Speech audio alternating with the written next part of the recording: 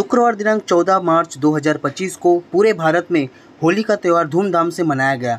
ठीक उसी प्रकार भिवंडी तालुका के वड़पे गांव में समस्त ग्रामस्थ मंडल एकत्रित होकर होली का त्यौहार बड़े ही हर्षोल्लास से मनाए। इस अवसर पर वड़पे ग्राम पंचायत के विद्वान सरपंच श्री प्रेमनाथ वडोलकर, माजी सरपंच विजय पाटिल, तंटा मुक्त समिति अध्यक्ष श्री सुनील पाटिल ने सभी देशवासियों को होली की शुभकामनाएं दी।